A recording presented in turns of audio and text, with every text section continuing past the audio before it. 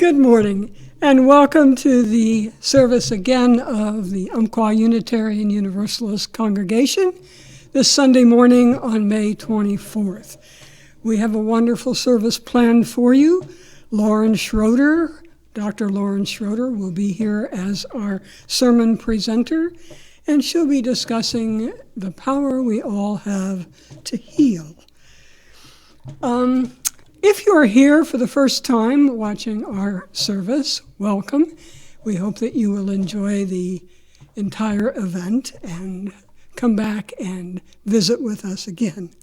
And for those of you who are familiar, remember the UmQuest and all of the other information that comes to you during the week, and check Facebook periodically for other acknowledgments. We hope you're having a wonderful day. It's great to have the sun out again. We have some opening words for today, and they're about spirit of life and of love. In this time of continued choices, to examine carefully how we live each day, we're making choices because we believe that what we do matters. And we're here because we believe how we live our life matters. We believe that with every act of kindness or meanness, courage or fear, love or hate, that we are weaving the fabric of the universe that holds us all. May our every choice be for the highest good.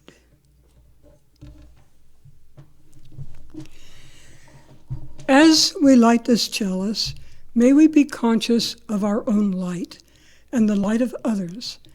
And as we consciously acknowledge the light of others, we become freer to dance with our own light, to our own song, and our presence lights the way for others to join us.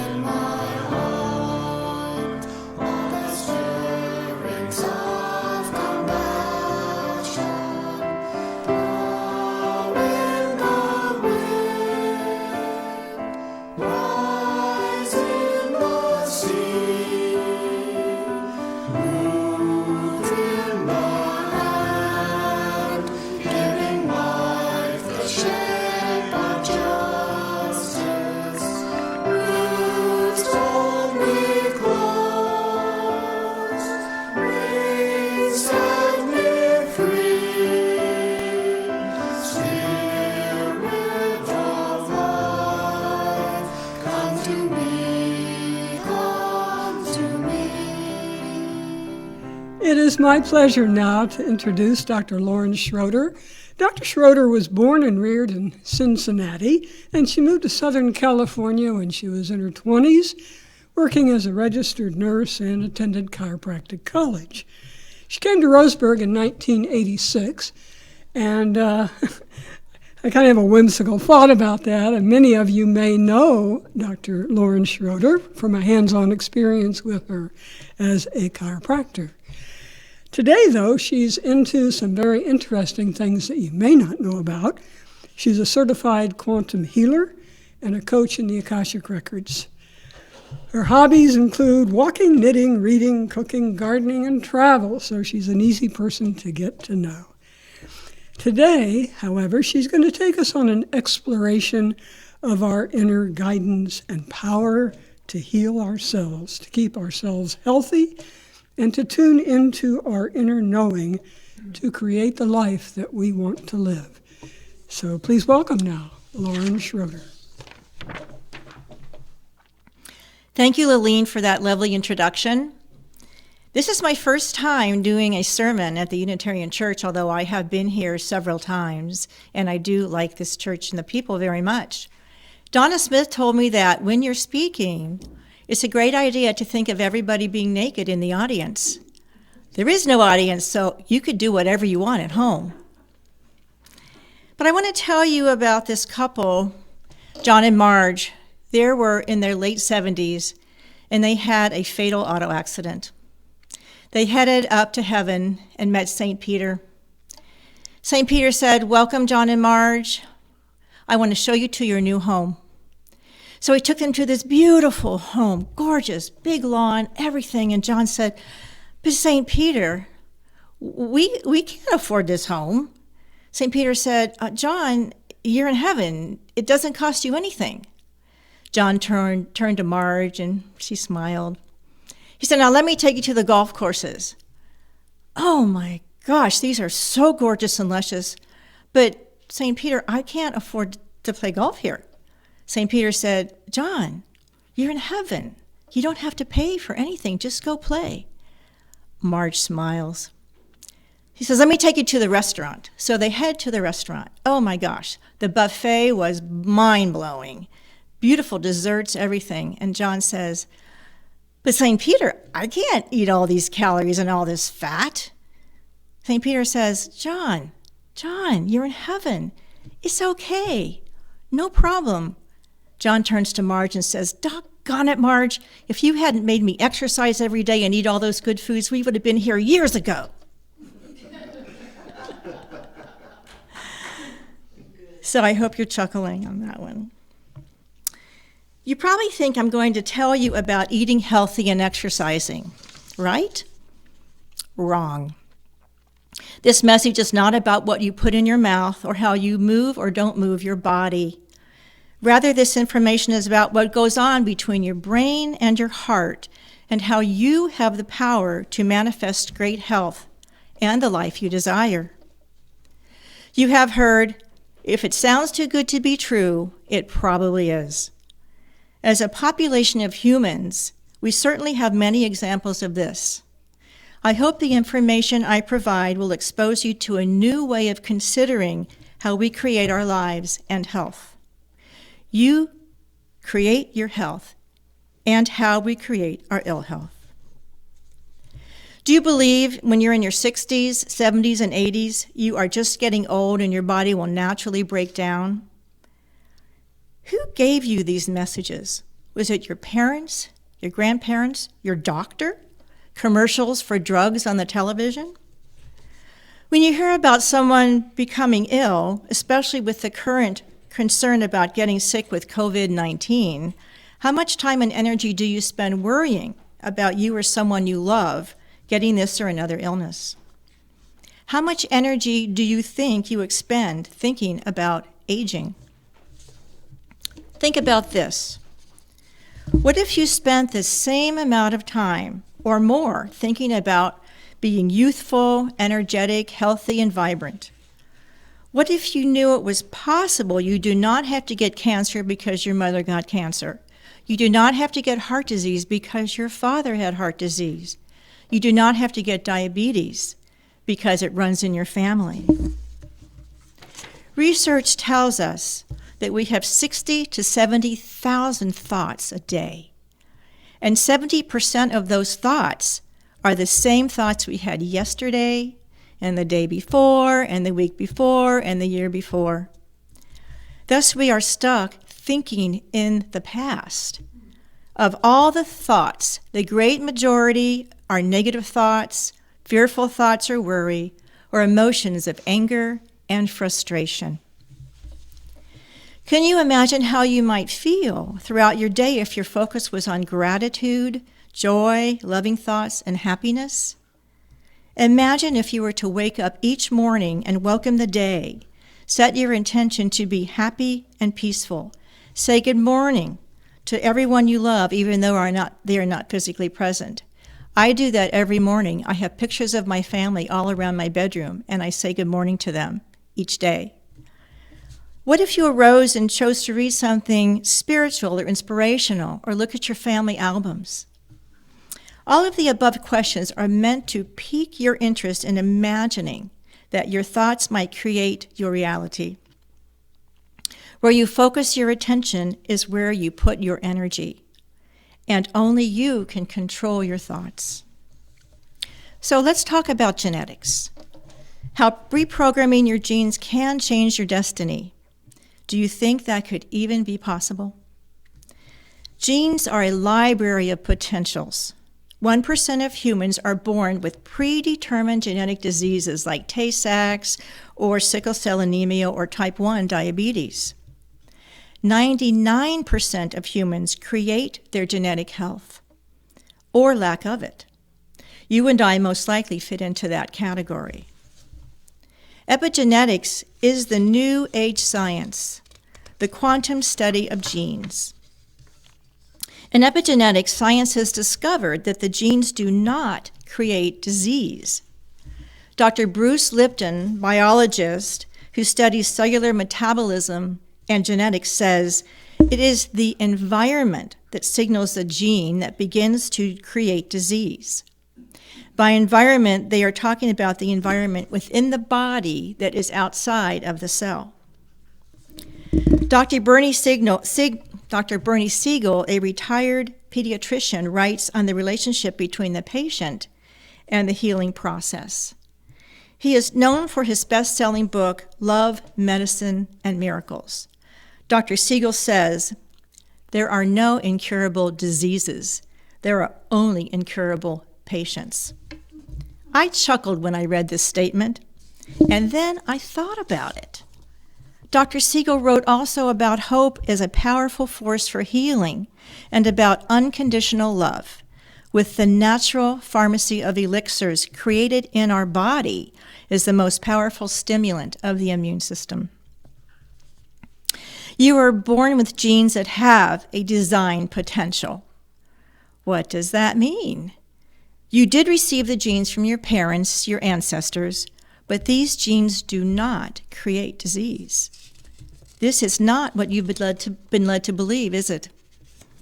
The new findings are that it is the expression of the gene that is regulated by the outer environment, meaning the environment that is outside of the cell. It is the upregulation of certain genes that promote health and the downregulation of certain genes that promote disease. It is your reaction to the environment outside your body, states, your thoughts that cause genes to upregulate or to downregulate. How you think and how you feel creates your state of being. On every gene, there are thousands of variations of proteins. The expression of proteins is the expression of life.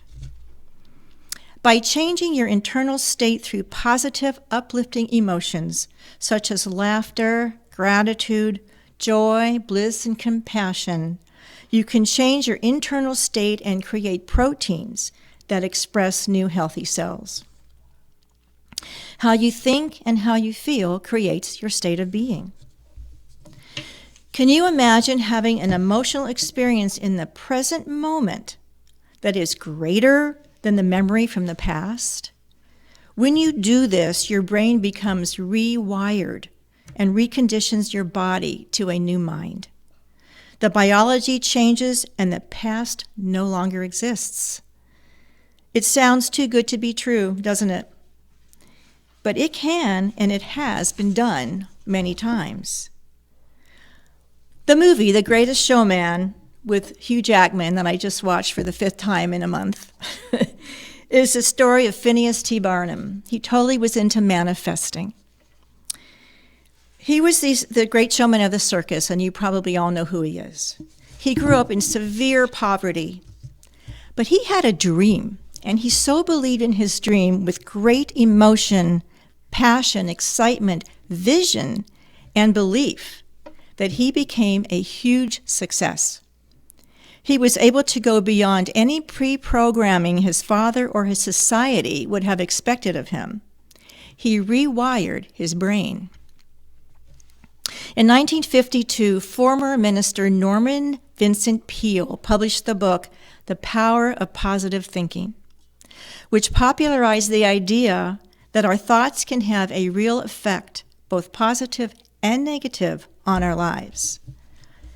In 1976, political analyst and magazine editor Norman Cousins published an account in the New York Journal of Medicine how he used laughter to reverse a potentially fatal disease. Cousin's doctor gave him a 1 in 500 chance of recovery from a debilitating degenerative disorder of the spine. He suffered from tremendous pain and had such difficulty moving his limbs that he could barely turn over in bed. His jaw nearly locked shut. He was convinced that a persistent negative emotional state had contributed to his illness, so he decided it was equally possible that a more positive emotional state could reverse the damage. While continuing to consult with his doctor, Cousins started a regimen of massive doses of vitamin C and Marx Brothers comedy movies, as well as other humorous films and comedy shows. He found that 10 minutes of hearty laughter gave him 2 hours of pain-free sleep. Eventually, he made a complete recovery. He quite simply laughed himself to health. So what does all this mean? As your body produces chemicals that affect your biology, your cellular creation and recreation by upregulating or downregulating the proteins that create them, you have the power to influence your health. Laughter, positive thoughts, uplifting emotions create proteins that upregulate healthy cellular metabolism, while stress, negative thoughts, sad and angry emotions, including chronic fear, create promotions that downregulate unhealthy cellular metabolism. Is this an idea you're willing to get behind? How often throughout the day or the week do you notice you are feeling stress? How about feeling overwhelmed? I had a time when I was having extreme stress every day, both professionally and personally. This stress went on for months and even years. My energy was depleted and I began having some serious health issues. I was scared that I was going to die if I kept this up. Can you relate to this feeling, this scenario in your life? I knew I had to make major changes in my lifestyle and my thinking and emotions to save my life. So let's talk about stress. I'm sure everyone listening to this knows what I'm referring to. Stress is a major factor in the downregulation of the genes. We live in a state of survival or of creation. Within survival, we are not able to create good health. The definition of stress is when the brain and body are knocked out of homeostasis or balance. Stress can be physical, chemical, or emotional, or a combination of the three. Stress is worse with a perception and fear that we cannot control the future. Do you ever have that sense or idea such as, what is lurking around the corner? What else can go wrong? I'm afraid to answer the phone for fear of more bad news. I've heard that from people. The sympathetic nervous system is a stress response system. This is a fight-flight response when the body and mind see or sense danger. Like, for instance, when the zebra is chased by the lion, or when you are awoken by a strange noise in your home during the night. Your pupils will dilate so that you can see. Your salivary glands will shut down because you don't need that. Your blood pressure, pulse, and respiration increase, and blood rushes into the extremities so that you can run away and fight. The internal organs temporarily shut down, such as digestion. This is short-term stress, and you may become very aware of how fast your heart was beating and how shallowly you were breathing. Your body needs to rest and repair after this danger so that your nervous system will return to homeostasis. But in extended or prolonged stress, your body doesn't get a chance to rest and repair. Some examples include caring for an ill parent or spouse over a prolonged period of time, being in a job you don't like or with a boss or coworker that irritates you or threatens you, having an ill or drug-addicted child. When this occurs, your energy is constantly mobilized and you draw energy from your electromagnetic field or your life force. This leaves little to no energy for growth, repair, and regeneration of the body and mind. Your body cannot reach homeostasis. the vital life force field around your body shrinks. Let's just take a few seconds right now. Close your eyes. Breathe deeply. As you let out your breath, can you feel how your body can start to become relaxed? You are now calling on the parasympathetic response of relaxation and homeostasis. A good quick exercise to do when you are stressed and need to support your body into relaxation. When your stress is prolonged, your body produces a constant abnormal level of the hormone called cortisol. Sustained levels of cortisol can contribute to and create heart disease, high blood sugar, high blood pressure. It suppresses the immune system, disrupts memory and attention, to name a few things. In this state, it is common to feel overwhelmed, to have difficulty sleeping, have symptoms of headache, stomach aches and ulcers, changes in appetite, weight gain or loss, disrupted relationships.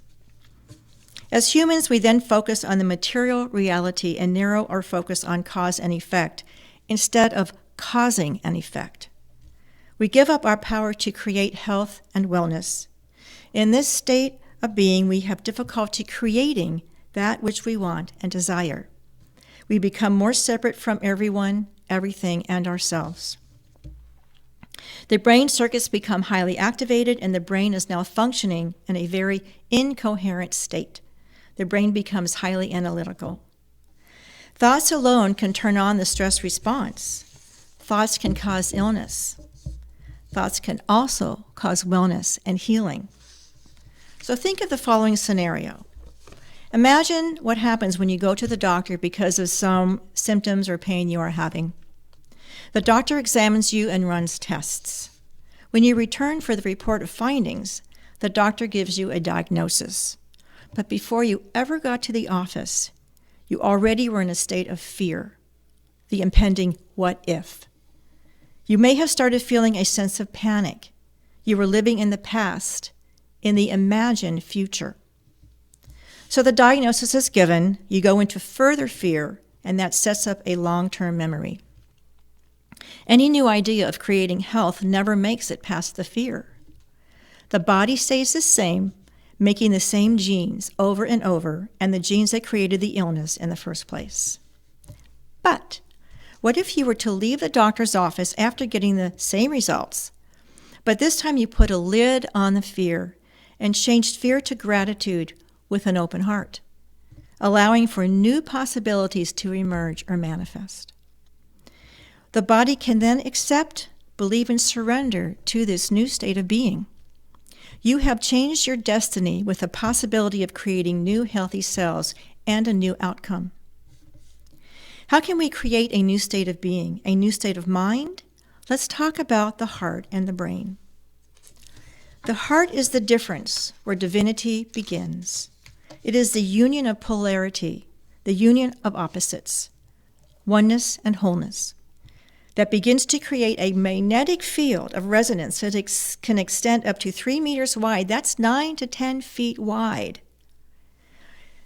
This and beyond is the field of your life force, when your body, your mind, and your heart are in homeostasis.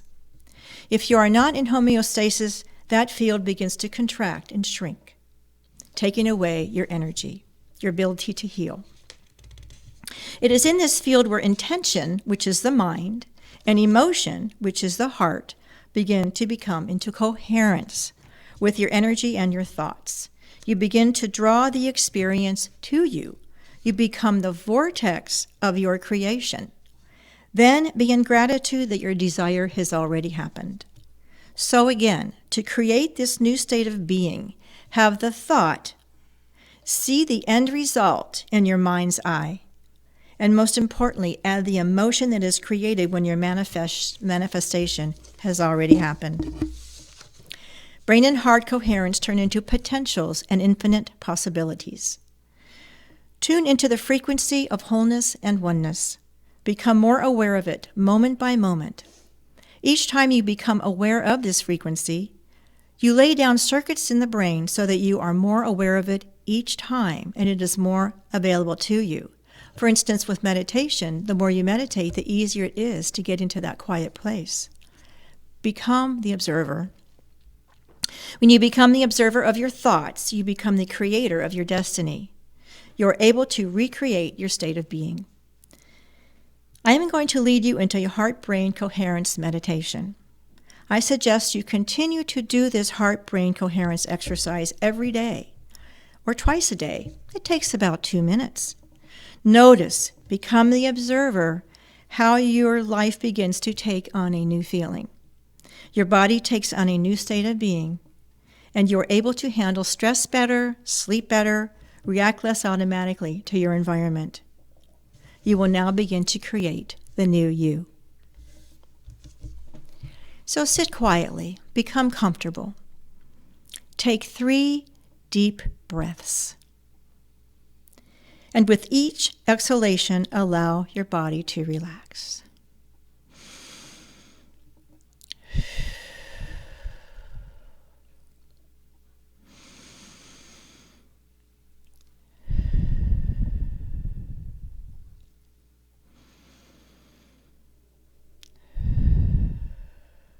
Allow your scalp to relax, your forehead and your jaw. Let your shoulders drop. Put your hand on your heart. Become aware of your heart and begin breathing into your heart. With additional breaths, feel the energy in your heart center. Allow the energy to expand in front, behind, all around you. You may feel a warmth under your hand. Continue to do this for a few breaths.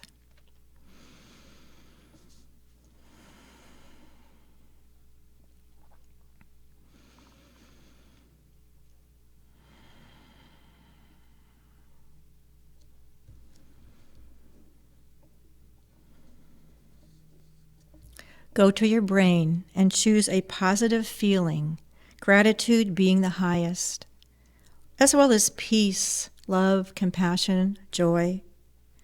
Continue to breathe in and out through your heart while focusing on the elevated emotion. And sit in the silence for a few moments.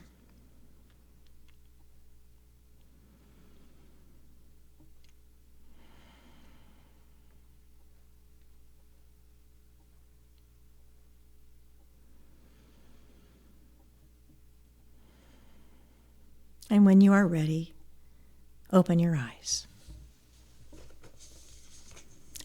Thank you very much. I've really enjoyed being with you today, and I look forward to being with you again. Thank you, Lauren. That was stimulating and interesting, and I look forward to having you back in the not-too-distant future. It was a lot to think about. At this point in our service, we begin to close for the morning, and I'd like to leave you with this thought before we extinguish the chalice. There are many miles behind you, behind me, and many more ahead. And as you and I journey in this time of change, may all that is good and true guide our way. And may the joy of love lighten every step, and the miracle that is life be ever in our sights. Thank you.